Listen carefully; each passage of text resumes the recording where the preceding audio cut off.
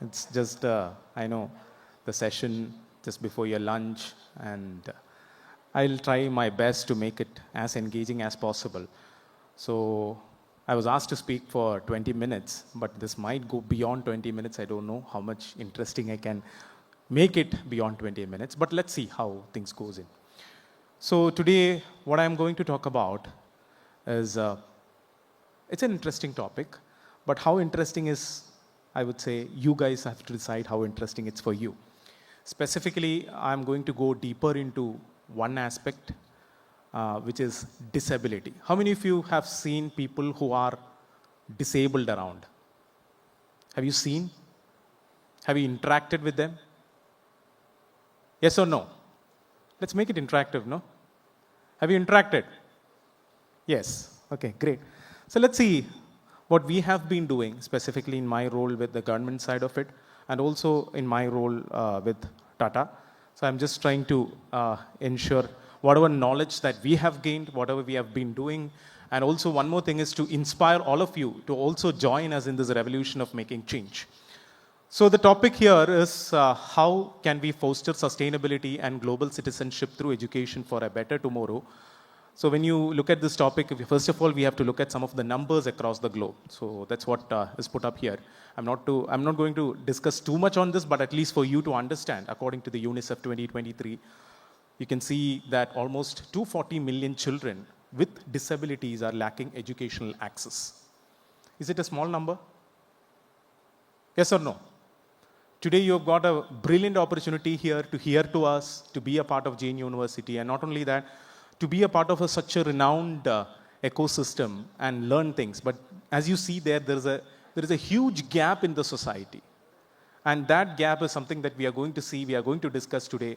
And because of that exclusion or this barrier or this gap, you see there is a huge $1 trillion lost in the global economy. That's 1.7 trillion.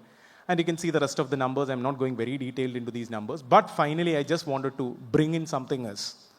How can this gap be at least addressed in some extent?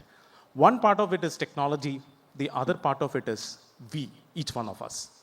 And how we can do it is what is the session is all about. So I'm going to discuss about what we have been doing. So this is the three major areas we have been trying to do from the TATA ecosystem, that is the TCS, specifically our lab. So I started my career with TCS in one of the labs called ILP Innovation Lab, Initial Learning Program. So when I was working with, I would say, McFadden, there was another company, because it's my second innings in TCS. So in my first innings, I was directly doing a faculty role for ILP in Trivandrum. So in second innings, when I came back from Los Angeles, I was asked to start a new lab for TATA, which is called the Initial Learning Program Lab. So this lab is a very interesting lab. It's like all of you, the young minds of India who joins this lab. So, and they solve the problems of tomorrow there. Like they solve the problems of AI, they solve the problems of robotics, they solve the problems of whatever that comes in for customers all across. Now that's where one day we visited one of the schools nearby in Techno Park. So the school is known as the CH Mustafa Koya Mentally Retarded School. Have anyone heard about this school? CH Mustafa Koya Mentally Retarded School? Have you heard? One of you. Great. Do you know what is the speciality of the school? It's a mentally retarded school, but it is the first school supported by the government of Kerala for children with disabilities. Okay. Now we went to the school. It's a very near school, I would say just like a few kilometers from our place, which is like 4 kilometers in Pangapara. So we went there to do a CSR activity as a part of Tata Group. We went there, we met them. I would say it was a brightening day for us seeing them, because most of them in that school, it's not like any other school that you might have seen in your life. It's not like any neurotypical school that you might have seen in your life. Because this school is like a daycare center, I would call, or care center kind of a school, where children come there, they play, they learn few things and just they go. So we also played with them. We brought them some goodies for them. We spent a day with them and we went back. We never thought that, okay, what food could we do for them? So that was some kind of a discussion that went on later and later years in our labs, but we never did anything, I would say. That is when we had, from TCS, we have one person who is one of my godfathers, I call him, is Dinesh Thampi. Dinesh Thampi is the head of TCS operations for Kerala region. Some of you might know him. So he asked us to visit another school in Kochi, very interesting school, I would say. It's called Adarsh Charitable School in Tripunithara. It's very near to you guys here. If you get time, just visit. It's a very beautiful school. 500 children with special capabilities or differently abled category, divinely able category learned there. So on the day when I went there, I met almost like, I would say, 50 children there and their parents. So that particular visit actually changed our life towards what we could do for them.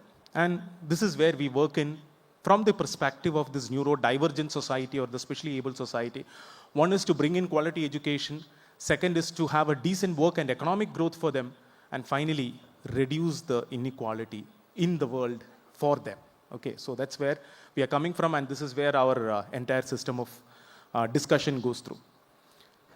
Now, in the next 7 days here, or you might be already seeing, you might have already seen all this. You have been discussing about AI. You have been discussing about immersive technologies. You have been seeing several things around you from a technological perspective. Does technology solve everything? Will it solve? Yes or no? Come on, guys. You know. Will it solve? No. So what are we trying to do? What is technology actually? What is it trying to do? It's a enabler. Okay, so that's what I just wanted to show you. There is AI, there is immersive technology, there is something all this digital infrastructure, 5G, cloud computing, blockchains, several things today in the world, several buzzwords that you have heard. But does that mean that that will solve every problem? So first thing you need to understand is what is the problem. It's not the tech. Look, what happens today all around us is we take the tech, we try to see, okay, where it can be plugged in to solve the problem. So that is where we need to first understand where is the problem, what is the problem, whether it needs even a tech to solve it. And that's what you're going to see here. It needs tech, yes, use it. But more than tech, there are certain things that is needed to solve certain kind of problems. We'll see that. Now, to start this, because since it's January, I just wanted to, I'm very peculiar about this person. I'm a fan of him, I would say. Do you know who is he? Who is he? January, he's celebrated for this month. Who is he? I can understand. I know that you have not seen him because he's no more. But who is he? He is Louis Braille. Have you heard about him? Louis Braille. Guys, he's one of the pioneers of the first person to bring some kind of a technology to the world, okay?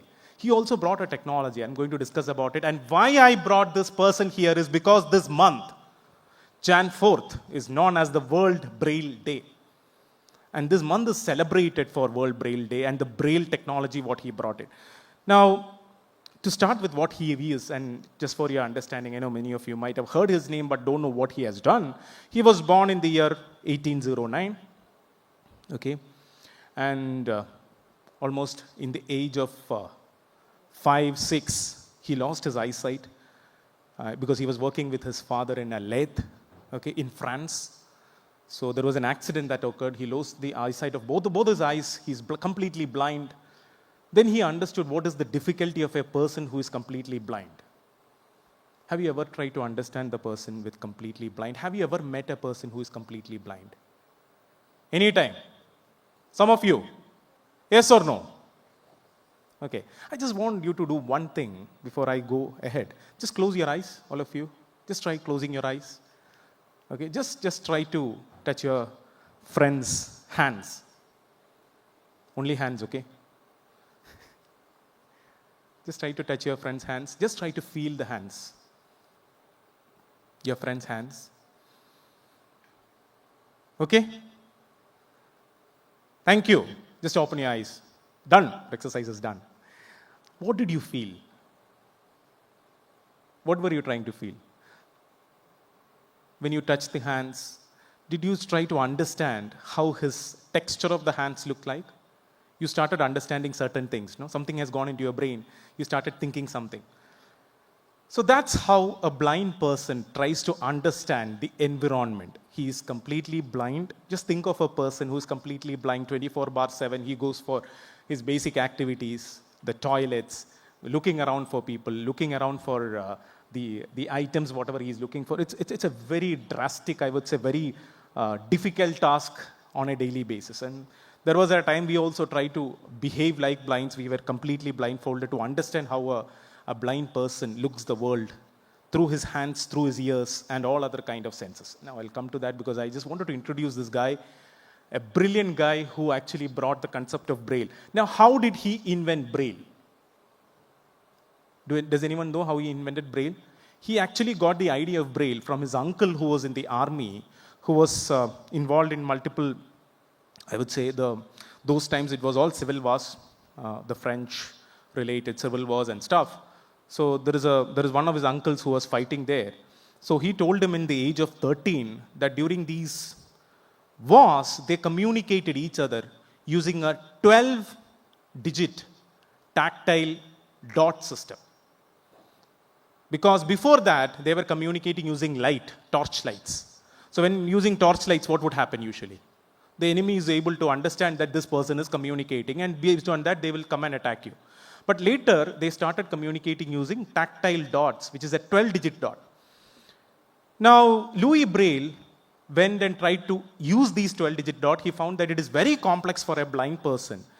That is where, in his I would say by 1820s, he invented the concept of Braille, just converting this 12-dot system into a 6-dot system or a 6-dot tactile machine, which is widely used today across the globe. Anywhere you go, for any blind or partially blind person, this is one of the communication mechanisms that they use for reading things, the tactile reading.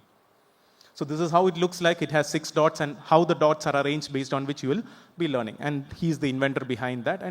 And during his phase, I would say he died in like 1840s, 50s or something. But it never got famous till that time.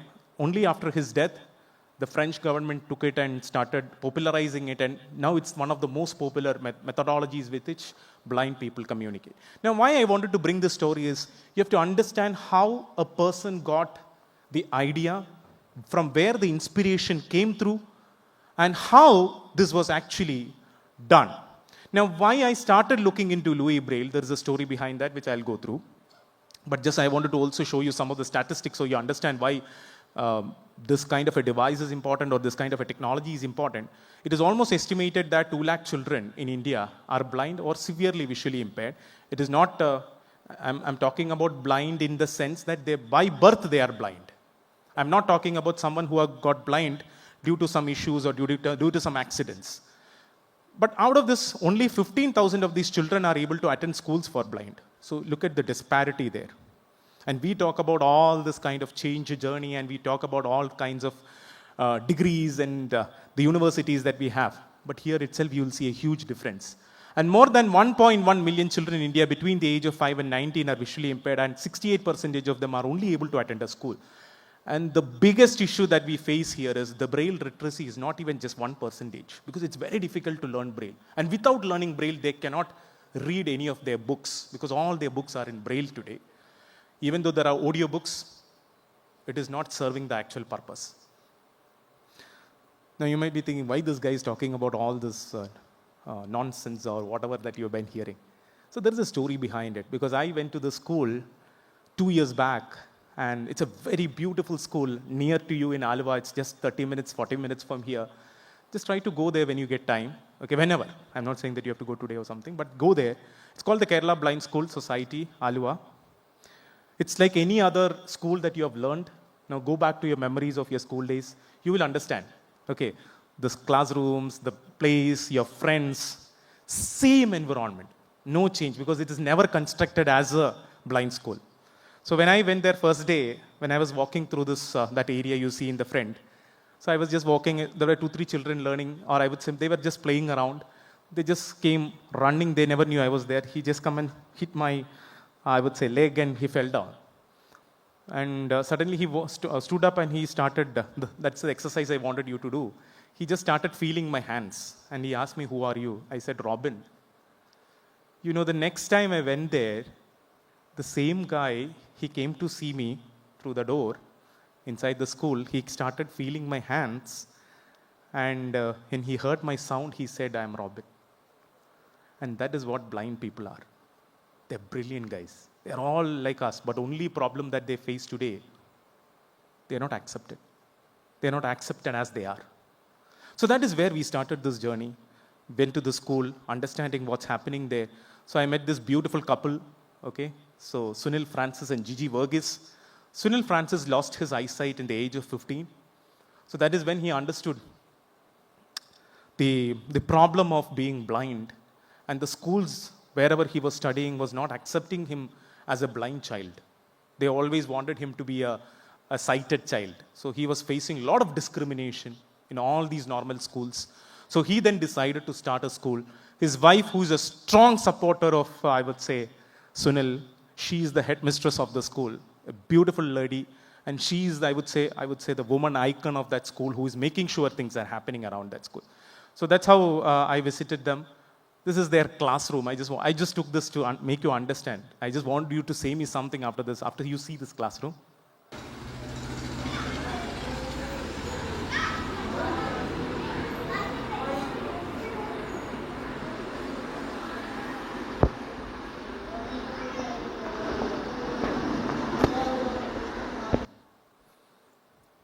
Isn't the classroom beautiful? Is it anything different from the school that you studied from? A bit small. You might have studied in the CBSEs and the very premium schools. I won't say it is like a normal government school. Just look at it like that. But did you see any difference is my question. Any difference? Anything? There is no board in it.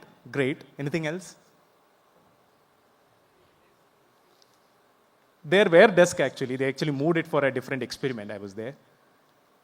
But is it any much different from any normal school? No. But when you start feeling, because there is something in that wall that you see, there is a colored,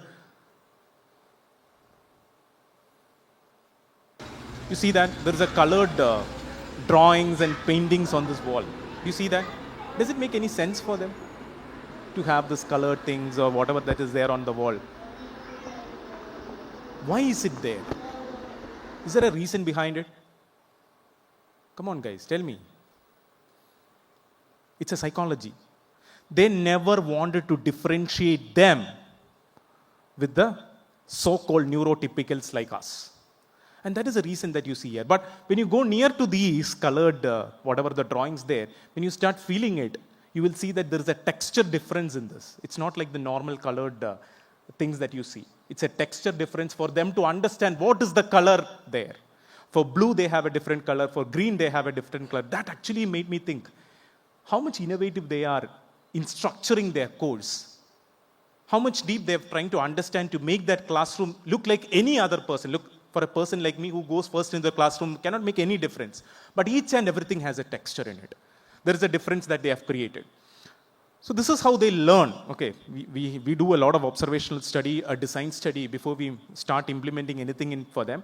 But let's see how they are learning. Okay, it's in Malayalam. Sorry for that for who doesn't understand Malayalam. But at least it's a universal language in which the blind learn.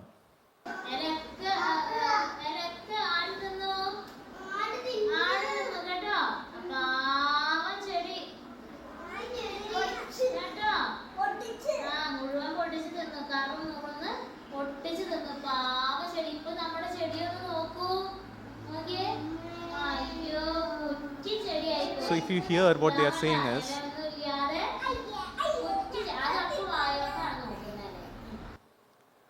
they are trying to learn leaves. How beautifully they are learning leaves, you will see. So they are touching it. Someone is actually telling them about leaf, elagal. And what is that? Aad elagal tinnunnu. They are giving a phrase to it. They are telling stories to them. They feel that story and they be part of that story. That's how they learn it. Okay, it's not like in our classrooms the teacher says study this, study that, and just reads out that. Here it takes time for them to learn. And that's how their syllabus is all about. So we have been seeing how they are doing. So most of their learning happens through the fingers, the tips of their fingers. And the tips of their fingers are having the highest receptions. I would say they can find out anything through the tips of those fingers because they have very tiny touch points. Like the braille is so tiny, they can say out, okay, what is that? So these are some more learnings that we understood. I'm not playing much about it because of the time constraints. This is what we understood finally after doing all the study. So their eyes are their hands. So they learn everything through the hands. So there was a neuroscience study we started soon after this to understand how their brain works. Or what is that actually happens to their brain while they are learning. Because education is all about neuroscience. And how, you might have seen that by now. Whatever you are trying to learn, when it comes to the multiple senses only, it actually resides in your brain. So if you look at the brain has 4 lobes. Most of you know that. Okay. So what is the back portion of the brain? The occipital lobe. And it corresponds to which sense? Which sense? Vision. Great. So whatever you see actually gets into this occipital lobe. And from the occipital lobe, the information goes to your frontal lobe, the front part of your brain, especially the prefrontal lobe, that is just front portion of your brain, to make a decision. So you make a decision seeing something, saying that, okay, fine, this guy is Robin. He's moving left and right, saying something. There comes what is he saying. So you are starting to hear him through your ears. That is actually captured through your temporal lobes, 2 sides of your brain. And you also have something called in the center of the part of your brain, which is called the parietal lobe, which processes the speech, which processes on what you write. And there is one more, which usually we don't talk about, the cerebellum and all, which actually coordinates your movement, like the motor neuron cortex when I am walking. So we learn through all these senses, through eyes, through our nose, through smell, through the mouth, through hearing, through touch, and also through walking. Walking is also a methodology with which you learn. There are certain activities you need to learn through walking, or the motor neuron cortex. Now why I am bringing this is, now think of a person who loses one of the sense. So the blind has already lost one of the major sense, which is eyes. Now how do they compensate for the eyes? The other senses are activated more. Great.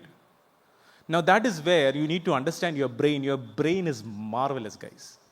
It is a plastic stuff. You can mold anything using, you get a plastic thing, you can mold it by heating it. So that is what is actually happening to your brain. So your brain, whichever your occipital lobe, as I was talking about, which already constitutes to 80% of your brain is your occipital lobe, which means sight. So this 80% of the brain is trying to learn from all other senses. And that is why you see their hands become more and more and more sensitive to whatever they are trying to learn. And that is what is the story of a blind person. And that's how he learns.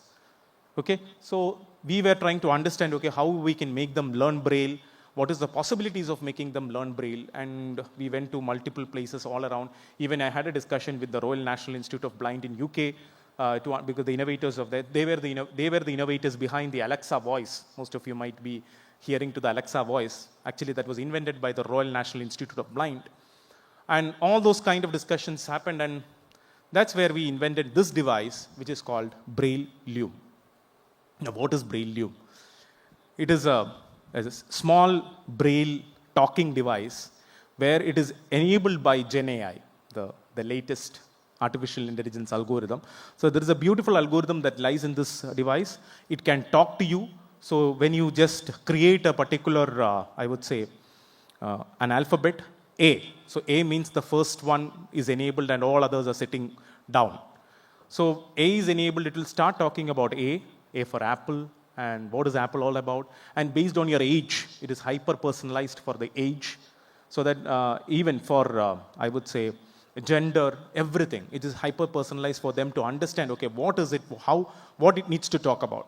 So that is a kind of application we developed. Now it is distributed in multiple, I would say, blind schools, and make them, and we are also giving it to neurotypical children like all of us, to ensure that they also understand what is Braille. Because it's very interesting to learn Braille.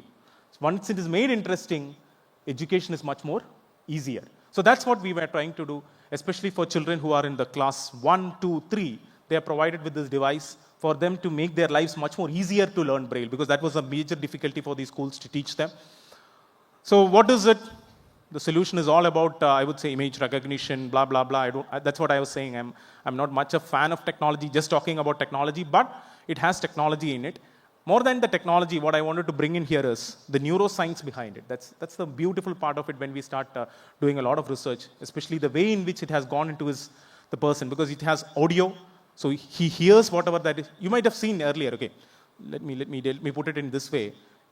You saw in the previous video how they are learning. They touch it and they hear it. Same thing happens here. So when they construct a letter, they also hear what is that. So that is the same thing that we have given to a device. And it is actually based on the Gemma model, the beautiful model by Gemini, which is from the Google family. It's a commercial use model, and we use it for the 2 billion model for it. And this resides in that small device, whatever you saw. Now, this is the neuroscience, and this is the most important part, I would say, more than the technology solving the problem, especially looking at their brain lobes, which all parts of their brain was enabled. What is the neurotransmitters and learning? And we take care of the active learning phase of it. So active learning means how they learn it, how small they learn it, and how is their learning pattern, how they are actually trying to speak it. So we are capturing when he is speaking about it, because we ask him questions like, you learned about ant, now tell me what is it.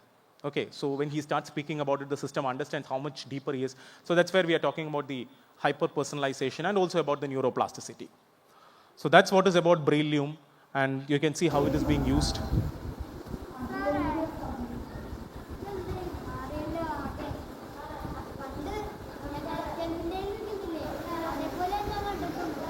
So that is their teacher, okay, Thomas sir. He's actually teaching them how to use this device. You can also hear, this is again in Malayalam, sorry for that.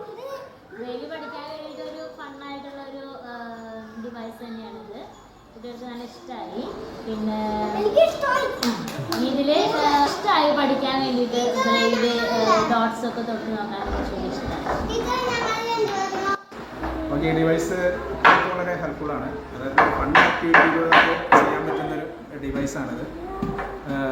കുട്ടികൾ പെട്ടെന്ന് ഒരു entertain ചെയ്യിക്കാനുള്ള ഒരു സ്വയം പഠിക്കാൻ സഹായിക്കുന്ന ഡിവൈസാണ്.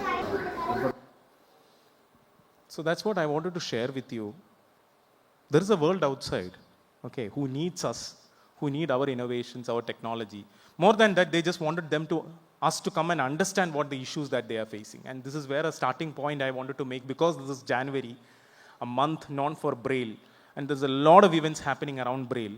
Just thought of giving you that information to you. And let me go to the next topic, which I'll try to complete everything in next 10-15 minutes. Is it interesting? It's okay? Can I take 15 minutes more? Okay? Yes or no? I'm sorry that it's a lunch time. Just give me 15 minutes, I'll close it. Okay. This is a very interesting picture. Can you say me what is the most interesting thing in this picture? This was actually published 3 weeks back, if you have seen Suprabhadam newspaper. It was there in few newspapers, but I got this clip from, I think, Suprabhadam, I don't know. I remember it. It came as a sharing before me. I just thought I'll take this and show you guys what is it. What is it? The smile. Of what? You know what is that guy? Have you met this guy? He's like one of us, but he's a cerebral palsy child. You know what is cerebral palsy? Have you heard? No one? This shows the gap. This is what I'm talking about. Cerebral palsy is a condition by birth where a person is not able to move his hands or legs, or is completely on bed. And this is identified in the age of 1.5 to 2 years. Till that time, the parent will never know that he was having cerebral palsy. He will not grow as a normal child. He's having stiffness in his muscles. He's having problems with his speech. He or she faces a huge challenge in his entire life. And that is the story I wanted to share with you. Now, I understood cerebral palsy 10 years back, like all of you. Okay, I believe I could tell you at least much earlier to you here, whoever is there. But I just understood about cerebral palsy in my age of 30s. Okay. It means I'm 40s now. So what I'm trying to say here is, When I went to the school, the school nearby, a beautiful school, which I believe Simi and everyone visits usually. But it's a very inspirational school, Adarsh Charitable Trust. I went there, I met a lot of cerebral palsy children. But it's not about meeting that child and understanding what the problem of the child. The most beautiful thing which I understood there is the mother. And do you see someone there behind? Can you see that? A mother who is laughing? She might have never laughed in her life. It's because she is laughing is because there's a 25-meter race where her son is scoring the first place in the Special Olympics that happened in Kerala 2 weeks back. You know, it's very difficult for that particular mother to laugh. And that's what I have seen in my life, my team has seen in my life. Almost last 10 years we saw this. Whenever a cerebral palsy child or a neurodivergent or an autism or a multiple disability or a whatever disability that happens into a family, you know what happens first? The so-called husband like us, like me I would say that this is not my child. I don't know how he is born in this room. And they will just ignore and they'll go out of the house or they'll divorce. 70% in India is the state. And the entire responsibility comes to the so-called mother who is staying that back. She takes care of him. She runs with him. She feeds him. They are so tied together. When they die, they ask this question, and I've heard this from thousands of mothers. Ende kutti inikku aara ullathu? That one question is something today we work a lot for making them happy. It's not for making that child happy. For that mother who has actually dedicated her entire life for that child. You should go to these schools because when I visited the school, I saw that 90% of the cerebral palsy children and autism children's mothers come and stay there. You know, I was visiting this school in the month of kind of like May. And their classes start almost like, I think, last 2 weeks of May. I was just standing there. I saw this 90% of mothers standing outside. You know, it's too hot during that period of time. You know, they will stay just outside that school from morning 10 o'clock to evening 4 o'clock, just thinking, okay, my son will come now, or my son will come, he'll start crying, because when they start crying, it's not easy to deal these children. Okay, so they'll have to go inside. So they wait there to see this child. Okay, so that's, I would say, the wonderful love that they have for the child. And not only that, this is where we started our journey. We wanted to make sure that there is something that we can do for them. And this is the image, it came from Suprabhadam. So this is the competition that held. Now you have to understand what is this. And you can see how a mother is actually making her child walk. So this is Nirmal Krishna. Some of you know, I've been speaking about him from a long period of time now. So, but this guy, every day morning, they have a routine to do. They just start walking. Their mothers, this is the mother of Nirmal Krishna, who makes him walk every day because he is completely on a wheelchair. He is a cerebral palsy child with athetoids. So I met him when I went to the school. So I was just trying to understand what is the daily habits of these people, how they do the day-to-day activities in their school. To my surprise, it's a very difficult process. Okay, if he is walking like that, it means that the mother has spent a lifetime with him to make him walk with crutches because he is completely on a wheelchair. He was born on a bed, completely he spent his life on his bed. He was moved from the bed to the wheelchair, from the wheelchair onto crutches today, and later you will see how these kind of people walk today because of our intervention, but it's not because of our intervention, the will of the mother to make him walk. It's a huge story, guys. It's a huge story because it doesn't happen on a day or like we can do. Each one of us can do. Okay, so that's where the story comes from, and that's why I wanted to share this story on every stage I talk. So we just wanted to see one of the persons. His name is Sharon. I have all the rights to use. That's the reason why I'm just using these names as well as the videos. Sharon is a brilliant person. He cannot speak. He's again a cerebral palsy person with athetoids. Do you know what is athetoid? Shivering. So when he starts concentrating, for example, if you ask him to get a glass of water and drink, he can never drink it. Because he will start shivering because it's a fine motor issue. He will never drink a glass of water. He cannot have his own food using his hands. So always his mothers feed him or the special educators feed him. So this is the scene I'm seeing when I went there.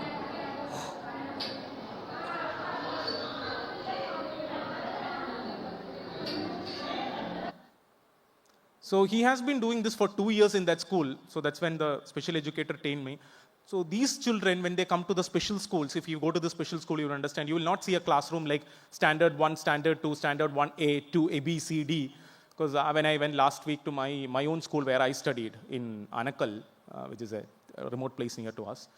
So the 11th standard goes from A to Z. Okay. And there are some schools even A to Z and it starts with AA because of the number of children there. Here it is never like that.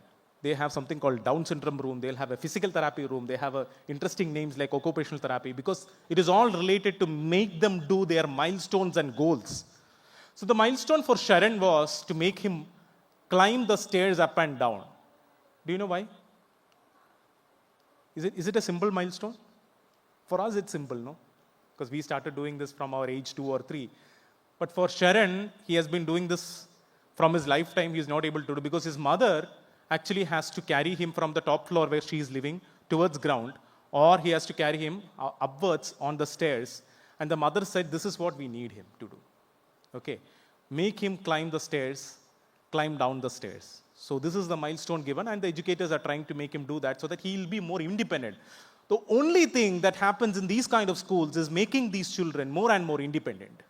Okay, so that's what you saw here. So that is when we were doing all this research, we found a lot of cerebral palsy children. They were going through a continuous physical therapy process. But there is a bad thing to these schools that's not a bad thing, I would say, but at least most of the children hate the school, especially special children.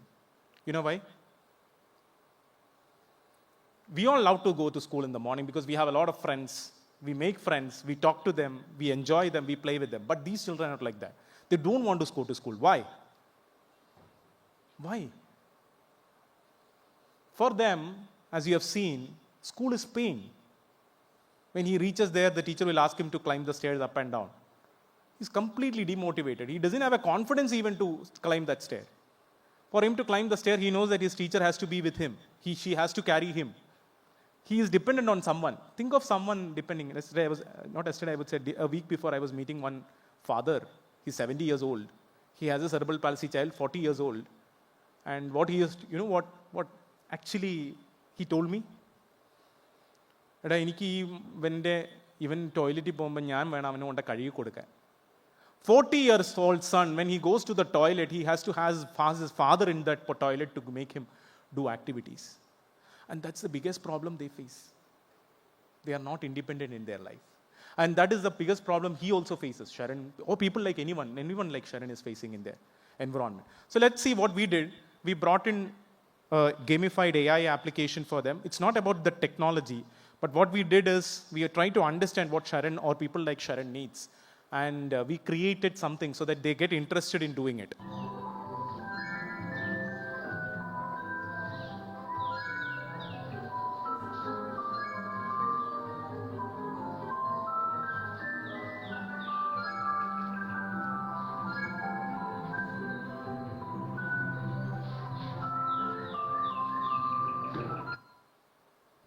So what was Sharon doing? Any comments? What was he trying to do? Lunchtime and this guy is going on asking questions. Sorry for that. But what was he trying to do? Did you observe what he was trying to do? He was trying to dance, okay. Anything else? What was Sharon's goal? To climb a stair. Climb down the stair. So what should he do for that? What is the activity? He has to get his legs up, start moving. That's what he's trying to do. But it is not like every day making him to take the stair up and down. We made a game. That game is an avatar, which is mapping his entire body using posture recognition algorithm. I'll just show you the algorithm later. So what we are trying to do is then find out what is in his body, adaptive that particular algorithm in such a way that motivate him to move his legs and stamp on something on the floor. That is what he's doing. And you'll see that he's interested in doing that. It's not like someone is pushing him to do it. And that is a motivation and confidence we were trying to grow with that particular game. And it's not only that, because one more thing which we need to do, as I was earlier mentioning, it's very difficult to make them do things because they feel like we are trying to push them They feel like they don't want to live in this world because of multiple issues that they're going through, the lot of rejections and the barriers in the ecosystem. Now tell me, do you all brush your teeth? Yes or no? Oh my God. Yes or no? Yes, that's what I want. No, I have a 2-year-old one, okay? So if I ask him to brush the teeth, except that he will do everything. Now, you know, we all did this when we were like 2 years and 3 years.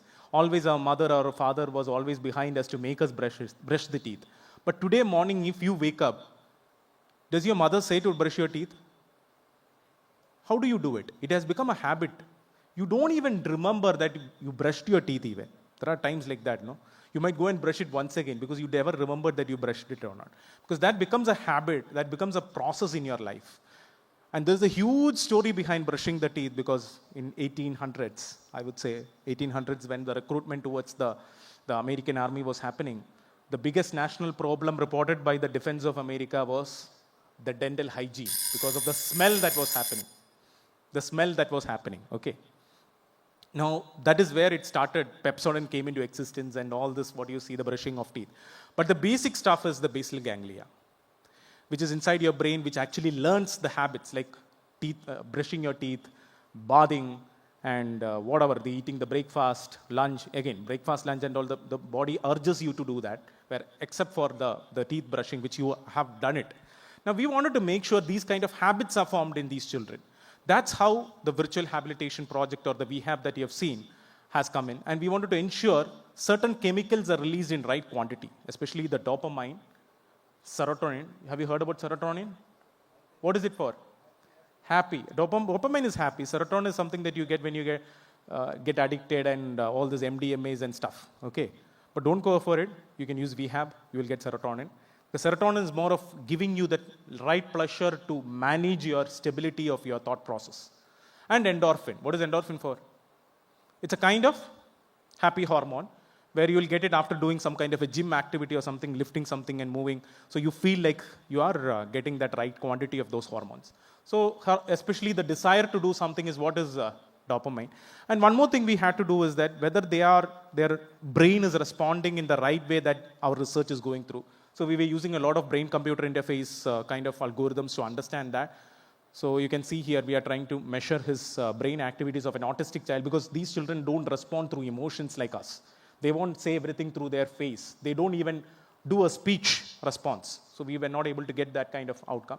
So as you see here, we were able to understand what is engagement, excitement, stress, relaxation, interest, focus, everything using BCI, all the thing, the off-the-shelf, commercial off-the-shelf tools, and we developed some algorithms to do this. And from here, almost after 2 years, Sharon went through this process of our VHAB virtual habilitation project. You can search in the Google to understand this. Let me show you where is he today.